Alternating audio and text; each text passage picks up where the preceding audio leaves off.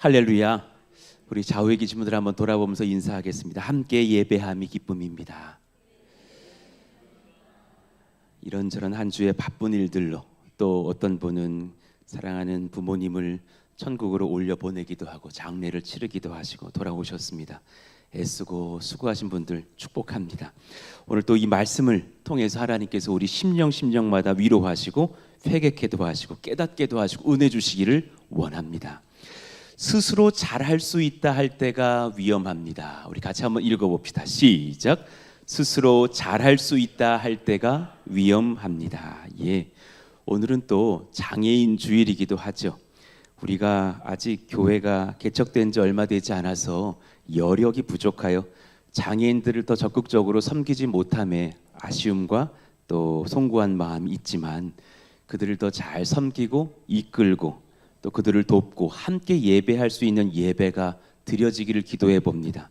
또 수년이 지난 뒤에는 누군가는 이 설교를 수화로 그렇게 전달해 주시기도 하며, 누군가는 또 어려우신 분들과 함께 예배하는 섬김이들이 되어서 함께 그들을 돕고 예배하기도 하면서 많은 몸이 조금 불편하신 분들을 섬길 수도 있고, 또 정서적으로 연약한 분들도 함께 예배할 수 있는 예배도 일어나기를 원합니다.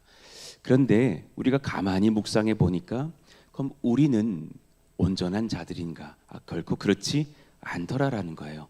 스스로 잘할 수 있다 할 때가 제일 위험하다라는 것을 오늘 말씀에서 깨달았어요.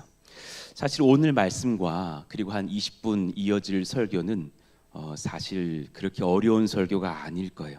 그리고 저도 지금 부단히 설교의 시간을 줄이려고 3부 체제로 바꾸려고 정말 뼈를 깎은 준비를 하고 있습니다. 어떤 분이 그랬습니다. 이요한 목사도 할 수 있었다니 그랬습니다. 예, 할 수 있는 게 아니라 하나님의 은혜로 하나님께서 붙들어 주신 줄로 알고, 오늘 또 이 말씀의 3대지는 수요일 날 이어서 전할게요. 그런데 여러분, 이 오늘 말씀 쉬울 거예요. 그런데 있잖아요, 여기로 받는 건 쉬워요. 여기로 받는 건 너무너무 어려워서 사실은 제가 오늘 마음이 사실 되게 묵직해요. 내 안에 교만이 너무 많다라는 것을 봤기 때문이에요. 어느 권사님이 요즘 제 설교가 뭐 풀이 죽었다 그러시는데, 예, 풀이 죽은 게 아니라 하나님이 두려워요. 진심이에요. 하나님이 더 저 안에서 크게 느껴지시기 때문에 제가 요즘 참 많이 두려운 목회를 한 것을 보고, 제가 정말 많이 죄인이고 제가 참 교만했고 하나님 앞에 엎드려지는 성령 목회를 원해서 주님께서 나를 많이 고꾸라뜨리시는 것을 봤어요. 우리 중보기도 팀 지난 우리 금요일에 모였지만 제 심중을 아셨을 거예요. 그리고 여러분 또한 함께 모이면서 우리 장로님 집사님 함께 모일 때 같이 모여주시면서 정말 뜨겁게 기도하는 교회였으면 좋겠고, 같이 정말 겸손하게 엎드려지면서 하나님이 하시는 큰일을 보는 교회가 되기를 원합니다. 할렐루야. 예, 광고에는 나왔지만 다음 주는 제 강의가 아니라 우리 최영학 원사님께서 중보기도의 실제적인 그런 기도의 경험들과 은혜들을 겸손한 마음으로 나누실 겁니다. 오늘 두 대지를 전해볼게요. 남의 죄를 따지면 앞을 못 보나 은혜를 사모하면 밝히 봅니다. 깨달았던 말씀이에요. 읽어봐요. 시작. 남의 죄를 따지면 앞을 못 보나 은혜를 사모하면 밝히 봅니다. 예, 여러분, 아이들을 길러보니까 아이들이 혼을 내게 되는 상황 속에서 또 왜 그랬니 그러면 다 아담과 하와더라고요. 그 자가 저에게, 저 자가 저에게 뭐 막 그러잖아요. 마찬가지죠. 우리도 그래요. 제가 죄인이다 보니까 누구의 죄를 찾고 좀 평안한 그 정서가 있는 것을 우리 사람들 저에게서 봐요. 예. 그런데 주님이 오늘 그 말씀 하시는 게 아니었어요. 우리 사랑하는 푸동의 권속들아, 누가 더 죄인인지, 저 목사가 틀렸네, 진짜 답답하네, 이 집사님이 틀렸네, 권사님이 틀렸네가 아니라 은혜를 사모하면 우리가 밝히 볼 수 있다라는 것을 주님 말씀하셔요.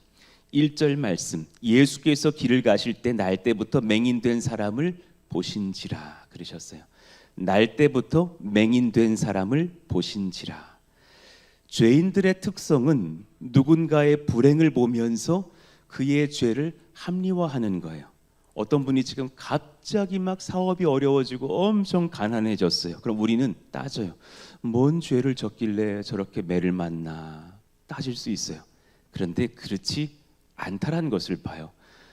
화요일 날 제가 만나게 될 새벽 본문도 묵상해 보니까 엘리후도 그렇게 욥의 죄를 비난하고 분명히 숨기는 것 죄가 있을 거다 막 질타하지만 사실 욥도 그런 사람 아니었잖아요. 누군가는 나의 평안, 그의 불행을 보면서 나는 참 다행이다, 나는 의로운갑다 생각하는 경향도 있을지 몰라요. 2절 봅시다.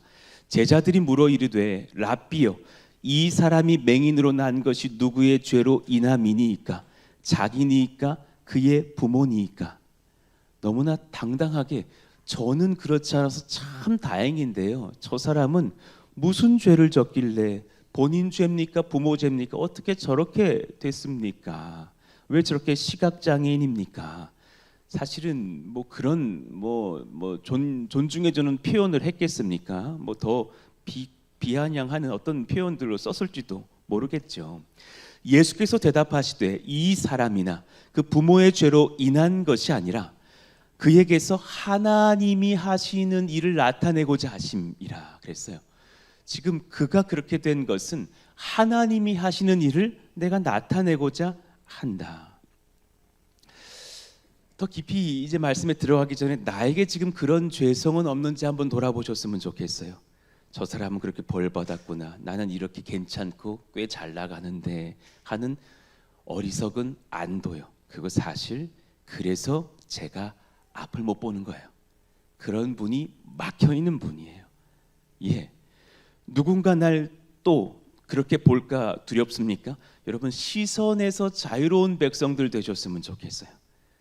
우리 정말 타인의 눈에서 조금 더 자유로운 사람 되기를 원하고 누구를 볼 때 너무 어떤 종교적 율법으로 안 보았으면 좋겠어요. 타인의 시선은 내 인생에서 그렇게 중요하지 않더군요. 예. 최성호 목사님이 그런 말씀하셨어요. 만나는 분들마다 너무 젊은 목사라 그래서 스트레스가 된대요. 예, 그래 우리 빨리 늙자. 저도 너무 많이 들어봤어요. 1년차, 2년차 때는 한참 제가 막 교회 소개를 했더니 그런데 담임 목사님은 어디 계십니까? 그러시더라고요. 전도사인 줄 알았나 봐요. 예, 그래요.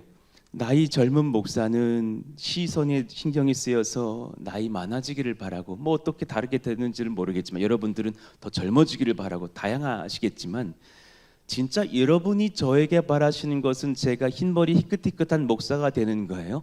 아니잖아요. 흰머리 희끗희끗한 사람보다 더 주 앞에 엎드려져 있는 목사 되시기를 바랄 거예요. 우리는 본질을 원해요. 외형을 원하는 게 아니죠. 예. 그 시각장애인이 예수님께 치료를 받은 뒤에 사람들의 반응을 한번 보면 그였던지 아니었던지 잘 몰라요. 신경 안 쓰더라라는 얘기예요. 8절 보니까 이웃 사람들과 전에 그가 거린인 것을 보았던 사람들이 이르되 이는 앉아서 구걸하던 자가 아니냐. 이 사람 구걸하던 그 안 못 보던 사람이었잖아. 그랬더니 9절에 보니까 어떤 사람은 그 사람이라 어떤 사람은 아니라. 사람들은 나 잘 몰라요. 사실상 관심 잘 없어요. 그런데 은혜 받고 나니 그 시각장애인이 뭐라 그래요? 내가 그라 나 그 사람 맞습니다. 본인이 자유해지니까 신경도 안 쓰이는 거예요. 은혜 받으면 타인의 시선 별로 중요치 않아요. 우리 교회가 뭐 크나 작나 우리 성도들의 그런 것들이 목사에게 중요하지 않아요. 하나님이 사랑하시는 교회라는 것이 귀하고 중요해요. 날 새롭게 하시는 예수님께 그러니 오늘 내가 은혜 받았는가가 중요해요. 은혜 받으시는 예배 되시기를 축복해요. 예, 시선은 점점 타인의 시선은 점점 중요하지 않아지시기를 원하고 내가 타인 판단하는 시선 중요하지 않아지시기를 예수 이름으로 축원합니다. 오히려 중요한 것은 뭐냐면 내가 하나님 앞에 겸손하게 엎드려서 은혜를 받느냐의 여부죠. 은혜를 받으면 내 과거, 내 약점 부끄럽지 않습니다. 정말 그렇습니다. 타인의 판단도 중요하지 않아집니다. 예, 옆집이 잘 나가고 나는 못 나가고 그거 중요하지 않아집니다. 사람은 누구의 죄 때문인가를 보지만 예수님은 아버지 은혜가 임했는가를 보십니다. 여러분 같이 한번 천천히 곱씹으며 읽어봐요. 시작. 사람은 누구의 죄 때문인가를 보나 예수님은 아버지의 은혜가 임했는가를 보십니다. 예, 우리 교회가 은혜 가운데 있지만 때로 어떤 크고 작은 파도의 시험이 왔어요. 그때 우리는 이 파도가 누구 때문이냐를 따질 게 아니라라는 거예요. 그게 진짜 중요하지 않아요. 어떤 교회가 시험 들었대, 왜 그랬대, 목사님 때문이래, 장로님 때문이래, 안수 집사님 때문이래가 중요한 게 아니라 그 교회에 하나님의 은혜를 사모하는 백성들이 일어나기를 원합니다. 저희 교회에 늘 하나님의 은혜를 갈구하는 분들이 무릎을 꿇고 기도하는 교회가 되기를 간절히 사모합니다. 어제도 저 집에 못 갔어요. 아내에게 못 간다 그랬어요. 그리고 여기 와서 밤에 울었어요. 펑펑 울었어요. 하나님 살려주시기를 원합니다. 이 교회 살려주시기를 원합니다. 하나님 작은 에어돔 하나 짓다가 시험 들지 않기를 원하고, 하나님 은혜 받기를 원하고, 성령 받기를 원하고, 하나님 복을 받기를 원합니다. 부족한 저부터 용서하여 주시기를 원합니다. 기도하고 엎드리게 됩니다. 사람은 누구의 죄 때문인가를 보나 예수님은 아버지 은혜가 임했는가를 보십니다. 그러니 이제 그 시각장애인을 살펴봐요. 날 때부터 암 못 본 이 시각장애인은 사실 오늘 주님을 만나는 이 본문 앞에 그날, 그 2000여 년 전 그날이 있기 때문에 너무 복된 사람이에요. 너무 복받은 사람이에요. 나 그분 너무 부러워요. 내가 목사로서 성경 보지만 눈 막혀 있을 때가 참 많은 것 같은데 그 귀한 시각장애인이 예수님 만나 눈 뜬 날 자신을 당당히 드러내고 많은 유대 지도자들이 자기를 박해하고 추방해도 저는 상관이 없습니다. 저는 이제 예수를 따릅니다 하는 그 눈뜬 하나님의 겸손한 자가, 은혜 받은 자가 너무 부러운 거예요. 그는 과거 그 누구보다 불행해 보였을 거예요. 누군가는 운 나쁜 사람, 누군가는 저주받은 사람, 수군거렸을 거예요. 그러나 이 은혜의 날이 예정되어 있었다고 볼 때 그는 참 복 있는 사람이에요. 이 은혜의 날이 그에게 예정되어 있었어요. 저는 기도했어요. 하나님, 우리 귀한 성도들에게도 은혜의 날이 예정되고 또한 예정되어 있게 하여 주시옵소서. 여러분, 그래서 여러분은 복받은 사람이에요. 여러분들의 아이들이 은혜 받는 날이 예정되어 있을 거예요. 그리고 또한 받았고 받을 거예요. 할렐루야. 그래서 우리는 참 복 있는 사람이에요. 그날 눈 뜰 거예요. 그날 귀가 열릴 거예요. 그날 마음이 풀어질 거예요. 와, 할렐루야. 이 은혜의 날이 예정되어 있었다고 볼 때 그는 참 복 있는 사람이에요. 예수님 만나는 오늘이 있는 사람이에요. 예.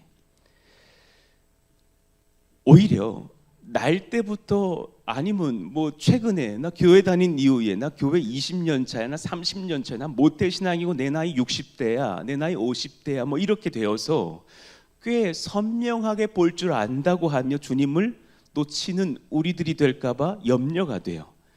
예, 로마 병사들이 조롱하면서 십자가에 달려있는 예수님 앞에 뭐라고 말합니까?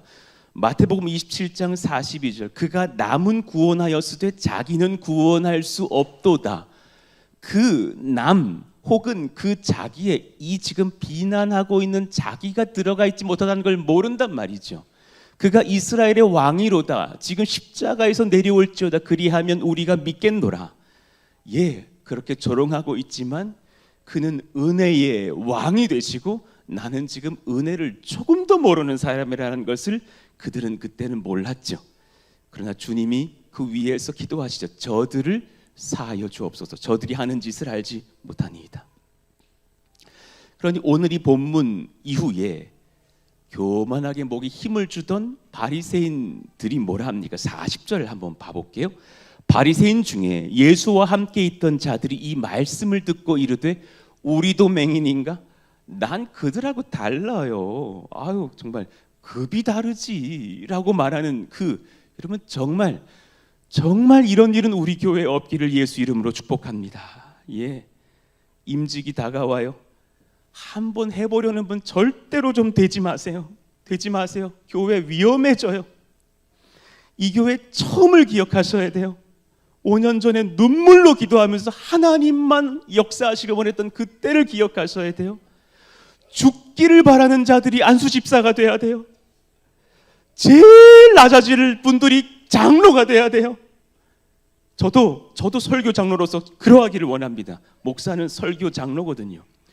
또한 정말 겸손한 자들이 기도로 눈물로 아뢰려고 내 무릎을 꺾고 피곤함을 꺾고 엎드리려고 하는 그분들이 권사가 돼야 돼요. 정말 귀한 것, 그런 은혜가 임하기를 예수 이름으로 축복합니다. 정말 그렇습니다. 정말 그렇습니다. 예, 날 때부터 나는 선명히 앞을 잘 볼 수 있어 하던 그들이 오히려 소외를 당해버리죠. 오히려 주님 전 부족해요, 저는 안 보여요 했어야 합니다.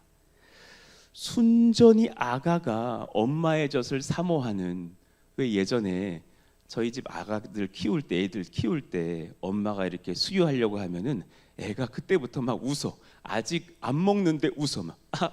막 좋아. 막 애가 막 너무 사모해, 너무 기뻐해. 막 그냥 막 젖을 사모하면서 엄마 품에 안기는 아가를 볼 때요, 소망합니다. 우리가 다 그러하시기를 예수 이름으로 축원합니다. 예, 베드로전서 2장 2절 같이 크게 한번 읽어봐요. 시작.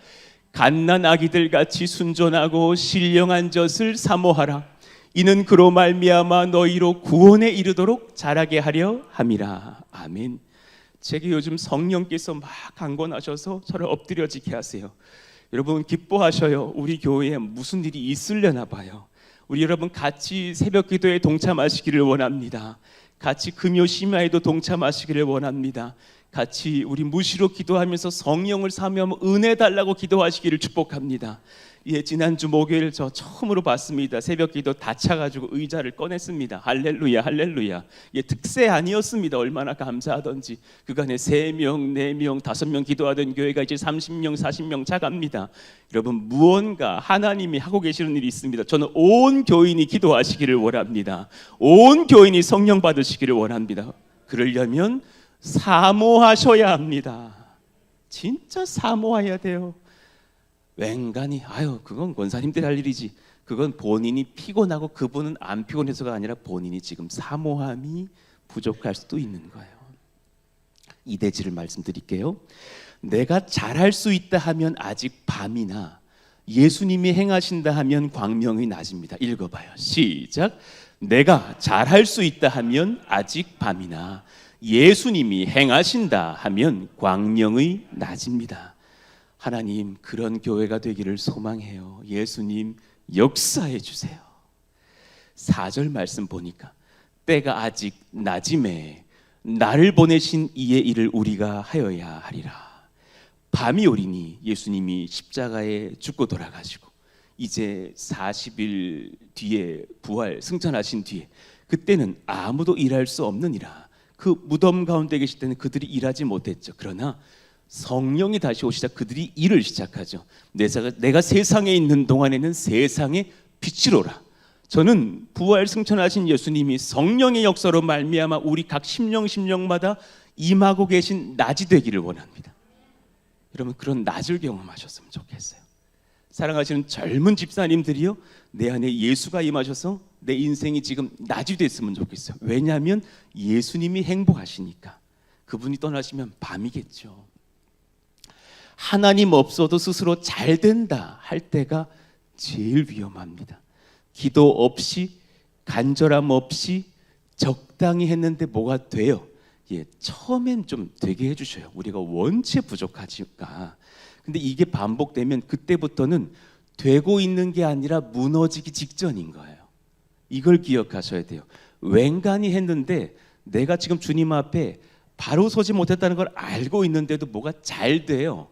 그때는 무너지기 직전일 때가 있어요. 목사님 기도 안 했는데요, 월급이 올라요. 괜찮아요 목사님. 목사님이나 하실 일이지가 아닌 거예요. 누가복음 12장 18절에 부자가 등장하죠. 그는 너무 기뻤어요. 너무 승승장구했어요. 또 이르되 내가 이렇게 하리라. 내 곡간을 헐고 더 크게 짓고 내 모든 곡식과 물건을 거기 쌓아두리라. 우와, 오늘도 승리했네. 내일도 승리하겠지. 야, 더 잘 되자. 그런데 그때 자기가 자기 영혼을 향해서 해서는 안 될 말을 하는 것 같아요. 19절, 이건 성령이 우리에게 꾸중하시는 칭찬하시는 하셔야 될 말씀인데 본인이 해버려. 내가 내 영혼에게 이르되 내 영혼아 여호와를 송축하라 했어야 되는데, 여러 해 쓸 물건을 많이 쌓아두시 평안히 쉬고 먹고 마시고 즐거워하라. 본인 영광을 본인 영혼이 취하려고 해요. 그때 주님이 20절에 뭐라 하십니까? 하나님이 이르시되 어리석은 자요. 어리석은부터 한번 읽을까요? 시작. 어리석은 자요, 오늘 밤에 내 영혼을 도로 찾으리니 그러면 내 준비한 것이 누구의 것이 되겠느냐 하셨으니. 예, 누구의 것이 되겠느냐. 그저 영혼 가져가 버리시면 끝날 인생. 스스로 해보려다가 오히려 실패했을 때 겸손하게 회개하면서 주님께 돌아오는 자가 되기를 원해요. 저부터가 그러하기를 원해요. 예, 성경에 등장하는 참 답답했던 전쟁이 있어요. 인원 세지 않고 군대를 보냈던 여호수아 아이성 전투예요. 여리고성 전투가 은혜 중에 막 너무 기적 같은 역사로 우리는 나팔 불고 찬송하고 할렐루야 소리 지르고 외쳤을 때 여리고 성벽이 6m 두께 성벽 두 짝이 있는 성벽이 무너지는 것을 보았을 때 그들은 하나님께 감사했어요. 그렇지만 그 뒤에 쑥 교만이 들어와 버렸어요. 그리고 아간이라는 자가 주님께 바쳐야 될 제물들 몇 가지를 훔쳤죠. 그리고 여호수아도 지금 영적으로 올바르지 못했다는 것을 여호수아 7장 4절에서 보여줘요. 백성 중 3,000명쯤 구리로 올라갔다가 몇 명이 전쟁터에 나갔는지를 세지 않았고 웬간히 보내라. 아이 사람 앞에서 도망하니 몇 명이 올라갔는 줄 정확히 모르니 죽었어도 몇 명이 죽은지를 모르고 있는 것이 5절의 기록이에요. 아이 사람이 그들을 36명쯤 쳐 죽이고 추정은 되는데 정확하지 않아요. 세질 않았거든요. 성문 앞에서부터 스바렘까지 쫓아가 내려가는 비탈에서 쳤으므로 백성의 마음이 녹아 물같이 된지라. 예, 교회학교 선생님들이요, 아이들의 머리숱을 세주셔야 됩니다. 이 아이가 우리 반 아이가 안 왔을 때 아파하셔야 됩니다. 안 왔나 보지 뭐, 뭔 일 있나 보지 뭐, 이게 아니라 아파하시고 전화해 주시고 때로는 목사님 전도사님과 함께 신방 가셔야 됩니다. 여러분 그 어머니랑 통화해 보십시오. 혹시 그 아이 중에 다른 형제는 안 믿어서 집에 있지 않습니까? 신방 가보셔야 됩니다. 예, 아이의 머리숱을 세주시고 같이 부더니 일어나 보십시다. 그런 아이성 전투가 필요한 거죠. 그때 밝혀지는 아간의 죄가 있었고 주님께서 제비를 뽑자 주님은 그 죄를 드러내시죠. 유다 족속을 가까이 나오게 했던 17절 세라 족속이 뽑혔고 또 가까이 나오게 했더니 삽디가 뽑혔고 18절 삽디의 가족 식구들 나오게 했더니 유다 지파 세라의 증손 삽디의 손자 갈미의 아들 아간이 뽑혔더라. 정확하게 딱 그의 죄로 너희들이 이렇게 패배하고 너희들의 깨닫지 못함으로 무너지느니라. 그리고 회개하고 다시금 철저하게 준비한 뒤에 그 전쟁을 승리하고 나서 그들은 그 뒤로 기고만장하지 않아요. 하나님의 허락하신 산에 올라가서 겸손히 회개하며 말씀을 받습니다. 여호수아 8장 33절 이유를 잠깐 볼게요. 온 이스라엘과 그 장로들과 관리들과 재판장들과 본토인뿐 아니라 이방인까지 여호와의 언약궤를 맨 레위 사람 제사장들 앞에서 교회의 좌우에 서되 절반은 그리심산 절반은 에발산 앞에 섰으니 한 산은 이렇게 순종하면 축복을 받을 것이요 한 산은 이렇게 범죄하면 저주를 받을 것이라 라는 은혜의 말씀들을 받으면서 모두가 아멘하고 회개하고 엎드려지는 시간들을 갖죠. 34절 그 후에 여호수아가 율법책에 기록된 모든 것대로 축복과 저주하는 율법의 모든 말씀을 낭독하였으니 모세가 명령한 것은 여호수아가 이스라엘 온 회중과 여자들과 아이와 그들 중에 동행하는 거류민들 앞에서 낭독하지 아니한 말이 하나도 없었더라. 그때부터 사모가 되는 거죠. 경청이 되는 거죠. 주의 은혜의 말씀 받고 주의 은혜가 필요하다는 것을 알고 엎드려지는 거죠. 주님 허락하신 은혜의 창고가 열릴 수 있는 은혜의 낮을 경험하는 예수의 사람 되시기를 축복합니다. 다 요셉 같기를 원해요. 그는 훈련받고 엎드려지고 성령의 사람, 예수의 사람 되어서 애굽의 귀한 일을 행하면서 이스라엘 민족을 구원하는 역사를 일으켜내죠. 창세기 41장 56절 우리 같이 한번 2절 한번 읽어봐요. 시작. 온 지면에 기근이 있음에 요셉이 모든 창고를 열고 애굽 백성에게 팔세 애굽 땅에 기근이 심하며 7절 각국 백성도 양식을 사려고 애굽으로 들어와 요셉에게 이르렀으니 기근이 온 땅에 심함이었더라. 여러분 지금 이 시대 아닙니까? 57절 기근이 온 세상에 심하고 교회들은 작아지고 복음의 물결이 시드는 것 같은데 다시 우리 사랑하는 집사님 56절 한번 보여봐 주세요. 요셉이 모든 창고를 열 수 있었대요. 물을게요. 창고는 누가 채우셨습니까? 하나님이십니다. 우리 교회에 하나님께서 창고를 채우시면 우리는 열면 되는 줄로 믿습니다. 이게 귀한 거죠. 이게 귀한 것이죠. 겸손한 자, 엎드리는 자, 우리가 무너진 줄 알고 주를 구하는 백성들. 여러분 절망과 그러니 말씀 다 마치고 예화 하나 남았어요. 절망과 열등감이 찾아왔을 때가 놀라운 기회예요. 고백해봐요. 절망과 열등감이 찾아왔을 때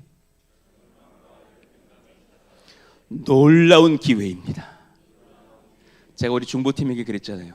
항상 무슨 은혜 뒤에 작은 위기 온다. 그 위기를 딱 제가 감지했을 때 저분이 시험 들었구나. 이런 어려움이 있구나. 지금 물질적으로 참 빈궁해졌구나. 우리의 지금 기도가 시들었구나. 이런 걸 느낄 때 그때가 사실은 오히려 놀라운 기회예요. 나의 교만을 점검할 수 있는 기회. 은혜를 사모하며 하나님께 겸손으로 나아갈 수 있는 기회. 삶을 들여 간구하고 헌신할 수 있는 기회. 그때부터 놀라운 일이 일어납니다. 여러분 가끔 제가 설교 때 고백해 드렸던 우리 나겸일 목사님 사진 한 번만 띄워봐 주세요. 여러분 이분 아셔요? 아시는 분 이분 어느 교회 목사님이셨어요? 주한장로교회. 저분 아주 독특한 분이에요. 저분 음성이 안 좋아요. 저처럼 주여 할 수 있는 분이 아니에요. 우리 다 같이 기도합시다. 주여. 나 장난치는 줄 알았어요. 주여 뭐 장난치는 줄 알았어요. 저분은 너무너무 음성이 안 좋고 설교를 못한다고 본인이 알고 있었던 분이셨어요. 주한장로교회에 최근에 이제 물론 저분은 은퇴하시고 주기철 목사님의 손자 되시는 주승중 목사님이 이제 8대 목사로 들어가셨고 우리 그 교회 이야기와 저 나겸일 목사님 이야기를 조금 드리고 마무리할게요. 나겸일 목사님 제가 아는 한 저분만큼 겸손한 분은 없어요. 진짜 겸손해요. 저분을 생각하면 나는 너무 죄인이에요. 난 너무 교만해요. 난 너무 내 어떤 은사들을 만족했던 사람이에요. 난 너무 죄인이에요. 여러분 죄송해요. 저는 교만해요. 회개합니다. 저를 겸손케 해주시기를 원해요. 나겸일 목사님. 결혼을 하고 아내 사모님께서 나겸일 전도사님 목사님의 첫 설교를 듣고 집에 들어가서 문을 걸어 잠갔대요. 설교를 너무 못해가지고 음성이 너무 안 좋아서 당신 들어오지 마세요. 그래서 목사님이 담을 넘어서 집으로 들어갈 수밖에 없었다죠. 그러고서는 아내가 하라는 대로 웅변학원 끊어서 다녔대요. 목사님이 이연사 힘차게 외칩니다 하는 그런 거 다니셨대요. 너무너무 음성이 안 좋고 설교할 줄을 몰라서. 그래 이제 어느 교회에서 부임 요청이 두 군데가 왔는데 200명 교회 하나, 300명 교회 하나였대요. 그래서 주저없이 200명 교회를 골랐대요. 우리라면 300명 교회 골라야지. 조금이라도 큰 교회 가고 싶지. 왜냐하면 조금이라도 늦게 잘리려면 200명이 낫다라고 생각하셨대요. 너무너무 나는 부족하기 때문에. 근데 그 열등감을 주님이 겸손으로 바꾸시기 시작했어요. 기가 막힌 역사예요. 그래서 그 교회에 부임을 하면서 성도들에게 제가 진짜 죄송한데 설교를 너무 못합니다. 저를 위해서 좀 기도해 주십시오 하고 첫 설교를 했는데 정말 온 성도가 은혜를 받지 못했더래요. 그게 성도들이 그때를 기억하면서 글을 썼던 글들이 있어요. 그땐 진짜 설교가 별로였다고. 그런데 그래서 그분이 설교를 잘하고 싶어서 10분 새벽 설교인데 와 밤을 새서 준비를 했는데도 부족한 거라 너무 안 되는 거라. 그래서 막 떨려가지고 신경 안정제를 먹고 쓰러진 적도 있었대요. 이게 뭐 이런 정도면 여러분 생각해봐요. 목회 관둬야지, 안 해야지, 그렇잖아. 이 정도면 우리 속으로 중얼거릴 수 있어요. 끝났지. 아우 왜 그냥 집사하시지. 뭐 이럴 수 있잖아요. 그래서 눈물로 성도들에게 선포했대요. 저 40일 금식하겠습니다. 기도하겠습니다. 같이 좀 나와서 울어주십시다. 같이 좀 우리 기도합시다. 근데 그때부터 성령의 역사를 시작하시는 거예요. 하나님께서 그 교회에 그 금식하는 목사님과 사모님이 같이 금식을 선포하고 그분들은 한 끼도 안 잡수시고 40일 동안 기도를 하면서 소문이 나기 시작했대요. 신령한 종들이 왔다. 신령한 종들이 왔다. 주안장로교회는 그때 부임했던 때가 30년 된 교회였고 그때까지 6명의 목사님이 바뀌셨고 그때도 어떤 분이 은퇴하신 게 아니라 사임했던 교회라면 뭔가 아픔이 있는 교회잖아요. 5년쯤에 한 분씩 바뀐 거야. 이게 뭐가 좀 정상적인 교회는 아니지. 딱 저만 해도 제 인간적인 마음을 그런 교회로 부임하는 나 개척하고 말지. 고생할 게 뻔한데 얼마나 힘든 어떻게 뭐 그런 역사들이 있었겠어요? 그런데 그분 거기 와서 기도를 시작했고 온 성도가 그때부터 성령을 받으면서 같이 기도를 시작했던 역사가 일어나요. 나의 부족함을 인정하고 기도에 들어갔던 나겸일 목사님과 성도님들, 그때부터 교회에서 설교를 하면 설교는 여전히 연약하신데 병자들이 막 낫는 거예요. 그때부터 사람들이 평강의 은혜를 회복하면서 펑펑 울기 시작하는 거예요. 40일 첫 특별 새벽 기도는 그렇게 성령의 열기로 뜨거웠고 그 이후에 교회의 부흥은 가히 폭발적이었대요. 그때까지 200명이던 성도들이 갑자기 성령의 역사를 일으켜내면서 막 부흥하더니 1년 뒤에는 그 작은 교회가 수용할 공간이 없었더래요. 그래서 2부로도 수용이 어려워서 그 작은 예배실 3부 예배로 드려야 했고 이제는 교회 창고까지 개조해서 예배 장소를 바꾸었고 나중에 부임한 지 2년째에는 주택 4동을 사들여서 교회 부지를 확보하고 교회 옆 예식장 지하에 가서 800석 규모의 강당을 빌렸지만 성도들이 넘쳐서 주일학교 포함해서 2년 만에 2,000명의 성도들이 됐대요. 계속 성도들이 기도하고 전도하고 목사님은 너무 부족하다고 여기기 때문에 자기를 완전히 부인하고 겸손한 기도로 계속해서 나아갔대요. 82년도가 됐을 때 다시 한번 2차 40일 금식 기도에 들어갑니다. 그리고 온 교회가 같이 깨어서 기도할 때 전교인 40일 새벽 기도회가 시작됐을 때 그 교회 소경이 눈을 떴대요. 시각장애인이 앞을 봤대요. 기적 같은 역사들이 실제로 신약 시대가 아니라 현대에서 막 일어나기 시작하는 거예요. 뜨거운 영성에 막 하나님의 부흥의 역사가, 성령의 역사가 일어났던 교회. 와, 제가 너무 교만했어요, 여러분. 죄송해요. 제가 너무 기도 안 했어요. 저를 용서해 주세요. 여러분은 어떠세요? 그 초기에 그때 마음 우리 다 잊어버린, 이제 3년쯤 됐고 300명쯤 됐고 성전진 교회로 내가 조금 안주하려던 우리 마음들은 없었는지요? 우리 돌아볼 필요가 있을 것 같아요.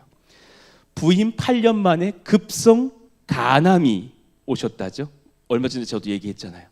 86년도 12월 남 목사님은 3일 이후에 돌아가신다라는 의사의 판결을 받고 얼굴이 시꺼매지고 이제 죽기 직전이었을 때에 사모님도 내려놓고 장로님들도 내려놓고 그분이 하나님을 만나고 깨요. 하나님께서 내가 너를 쓸 것이라고, 내가 너와 함께 할 것이라고, 이 생명을 내가 너에게 다시 주니 죽은 줄 알고 겸손하게 하나님 앞에 엎드리라고 다시 눈을 떠서 그때부터 또한 목회를 이어가시죠.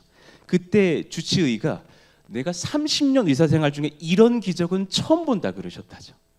그 이후에 3가지 변화가 일어났대요. 성령의 역사가 더 강력해졌고 목사님의 건강은 점점 좋아지고 이제 목사님께서 그동안 겸손하셔서 거절했던 부흥에도 나가기 시작하시면서 각 교회의 회복의 기도의 역사, 성령의 역사 일으키시기 시작했고 해외에도 나가시기 시작했던 일들. 온 교회가 그 이후로 전도에 집중을 했다죠. 기도하고 전도하고 기도하고 선교하고 목사님이 본인의 사례를 아껴가지고 개인 전도자들을 세워서 그때가 목사님 한 달 월급이 20만 원일 때인데 그분들에게 모아놨다가 20만 원씩도 막 드렸다죠. 전도하자고. 그때부터 이 교회는 전교인 초청 그 전도 집회가 강성이 되는데요. 여러분 92년도에 기적 같은 역사인데 이 주한 장로교회는 92년도에 이 교회에 초대받았던 불신자 성 이웃수가 12만 명이었대요. 12만 명. 12명, 120명, 1200명이 아니라 12만 명.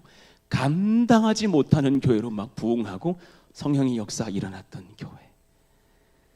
여러분, 그리고 이 글을 정리해 주었던 어느 신문 기자가 이 글을 마치면서 결론은 하나다.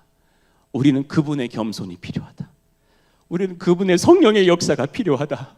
우리는 그분의 말씀의 역사가 필요하다. 우리는 너무 내가 강하다. 우리는 성령 받아야 된다. 우리는 회개해야 된다. 우리는 겸손해야 된다. 여러분들은 어떠십니까? 저는 몇십 일 뒤에 있을 임직자들을 향한데 우리 여러분 그 안수집사 대상자들이 이제 곧 발표되고 할 텐데 우리는 정말 겸손하게 그때를 놓고서 나를 부인하며 기도하고 있나요? 난 그런 교회가 됐으면 좋겠습니다. 그런 간절함이 일어나는 교회가 되게 하여 주시옵소서. 기도하는 자들이 일어나게 하여 주옵소서. 죽기를 각오하는 자들이 일어나게 하여 주옵소서. 내가 어떻게 정치하려는 사람들이 아니라 사람 만나가면서 정치하지 않고 하나님 앞에 엎드려서 하나님께 순종하면서 우리 같이 교회를 일으켜 세우신 건강한 교회 되기를, 겸손한 성도 되기를, 기도하는 성령의 교회 되기를 예수 이름으로 축원합니다. 한번 자리에서 일어나 볼까요? 보혈을 지나 하나님 품으로, 보혈을 지나 아버지 품으로 우리 부족함을 아뢰드리시면서 주님, 제가 참 교만했습니다. 제가 참 연약했습니다. 저를 겸손하게 하여 주시고 예수 보혈을 통해서 회복시키시기를 원합니다. 보혈을 지나 하나님 품으로, 보혈을 지나 아버지 품으로, 보혈을 지나 하나님 품으로 한 걸음씩 나가네.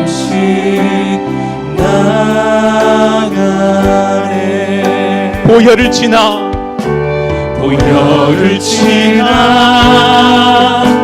하나님 품으로, 보혈을 지나 아버지 품으로, 보혈을 지나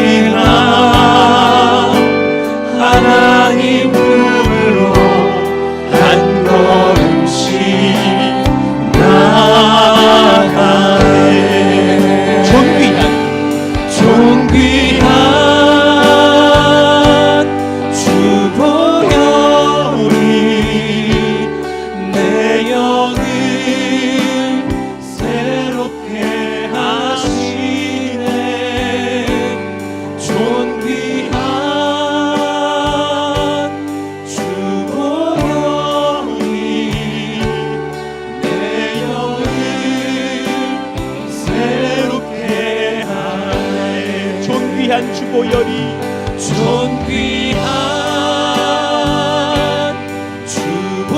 주보혈이 내 영을 새롭게 하시네. 존귀한 주보혈이 내 영을 새롭게 한 번 다시 불러봐요.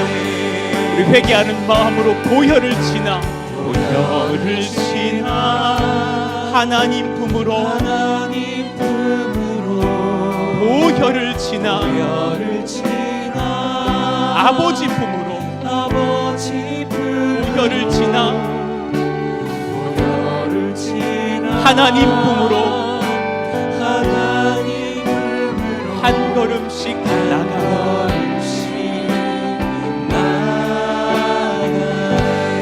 존귀한 주보혈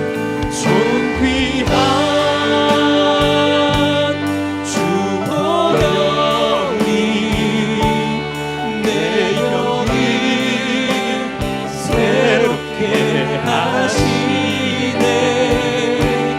존귀한 주보혈이 내 영을 새롭게 같이 이 시간 여러분 좀 회개할 것이 있다면 전 너무 죄송한데 퍼포먼스가 아니라 저는 좀 오늘 무릎 꿇고 기도할게요. 여러분들 어떠십니까? 이 시간 좀 기도하기를 원하는데 한 5분 정도 좀 기도했으면 좋겠어요. 여러분 죄송합니다. 성령님 죄송합니다. 제가 너무 교만했습니다. 제가 너무 죄인입니다. 제가 너무 악한 자였습니다. 하나님 우리에게 겸손을 허락하여 주시기를 원합니다. 우리를 주님 정결케 하여 주시기를 원하고 하나님 구하는 교회가 되게 하여 주십시오. 성령 구하는 교회가 되게 하여 주십시오. 기도하는 교회가 되게 하여 주십시오. 뜨겁게 예배하며 하나 되며 하나님 선교하는 교회가 되기를 원한다고 저는 개인적으로 하루 한 끼라도 40일 금식을 시작합니다. 동참하실 분들 우리 중보기도 팀을 함께 해주십시오. 성도님들 함께 해주십시오. 그 뒤에 우리가 임지식을 감당하기를 원합니다. 그런 놀라운 은혜가 임하는 겸손한 저희가 되기를 원한다고 이 시간 주여 두 번 부르짖고 기도합니다. 주여 주여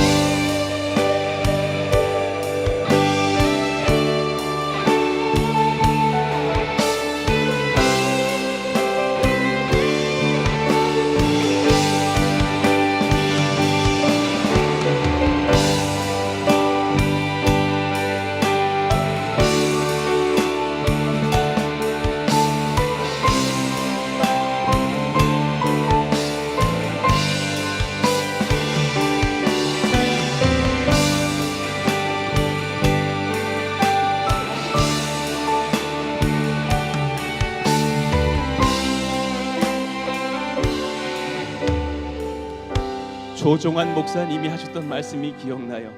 우리가 생각하는 분당 우리 교회 이찬수 목사님 생각하면 설교 잘하고 위트 있고 센스 좋은 목사로 아시는데 그렇지 않다고.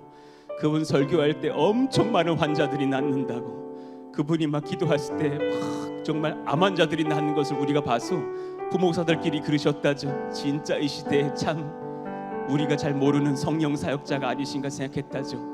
저는 우리 교회가 성령이 역사하시는 교회가 되기를 원해요. 우리 한 번 더 마지막으로 한 2분만 더 기도하고 마무리하기를 원합니다. 성령이 임하시도록 기도하는 교회가 되게 하여 주십시오. 제가 지금 기도가 필요합니다. 제가 지금 기도의 용사 되기를 원합니다. 무릎 꿇는 용사 되기를 원합니다. 우리가 참 그 성령의 역사를 구하시면서 하나님 주한장로교회의 하나님께서 우리의 하나님 되시기를 원하고 성령의 교회가 되기를 원합니다. 주여 부르짖고 기도합니다. 주여 하나님 감사합니다. 그런 교회가 되게 하여 주십시오. 그런 교회가 되게 하여 주십시오. 하나님 그런 교회가 되게 하여 주셔서 깨어 기도하면서 하나님의 성령을 경험하는 역사가 일어나게 하여 주십시오. 하나님의 말씀을 경험하는 역사가 일어나게 하여 주십시오. 깨어 기도하면서 하나님께 부르짖는 역사가 일어나게 하여 주십시오. 하나님 이 교회가 기도하는 교회가 되기를 원하며 이 교회가 하나님 앞에 하나님 많은 것으로 복을 받았으나 우리 한 가지가 부족합니다. 기도가 부족한 교회의 영이 기도하게 하여 주시고 하나님을 찾는 그 진실한 겸손이 일어나게 하여 주시기를 원합니다. 우리 아빠가 기도하게 하여 주시고 엄마가 기도하게 하여 주시고 자녀들이 기도하게 하여 주시고 부모들이 기도하며 우리 사랑하시는 직분자들이 기도하며 성령으로 내려 말씀으로 능력으로 충만한 하나님의 성령의 역사가 우리 가운데 임하시기를 원하오니 역사하여 주시옵소서. 저부터 기도하겠사오니 성령이여 우리를 불쌍히 여겨 주시옵소서. 초심을 가지고서 겸손하게 나아가기를 원합니다. 죽은 줄로 알고 나아갑니다. 하나님 도우시고 인도하사 은혜가 넘치게 하여 주십시오. 사랑이 넘치게 하여 주십시오. 성령으로 충만케 하여 주십시오. 가정들이 살아나게 하여 주십시오. 믿음으로 기도하는 아름다운 교회, 선교하고 전도하는 교회 되게 하여 주십시오. 이끄시고 지도하여 주시옵소서. 말씀하여 주시옵소서. 하나님 저의 죄를 회개합니다. 가진 것 많다고 여겼고 함부로 사람을 판단하고 함부로 기도를 게을리했던 사람인 것을 고백합니다. 제가 죄인입니다. 저를 용서하여 주십시오. 저부터 하나님 우리 나겸일 목사님의 겸손 배우기를 원합니다. 하나님 겸손하여져서 아버지께 정말 간구하는 종 되게 하여 주시고 설교의 실력, 목사의 개인적 은사로 승부를 거는 목회가 아니라 성령의 은혜로 말미암아 하나님의 복을 받는 우리 교회가 되게 하여 주시기를 원합니다. 온 성도가 그러하기를 원합니다. 온 성도에게 그런 겸손이 임하기를 원합니다. 우리 사랑하시는 장로님들에게, 우리 집사님들에게, 권사님들에게, 우리 사랑하시는 청년들에게, 성도님들에게 다 임하기를 원합니다. 모세의 고백처럼 온 백성들이 선지자 되기를 원한다 하셨던 그 고백처럼 우리가 하나님 앞에 성령의 백성들 다 되게 하여 주시옵소서. 기도가 일어나는 교회가 되게 하여 주십시오. 전도하며 선교하며 하나님을 기쁘시게 드리는 교회가 되게 하십시오. 예배를 드릴 때에 병들이 나는 역사가 일어나게 하여 주십시오.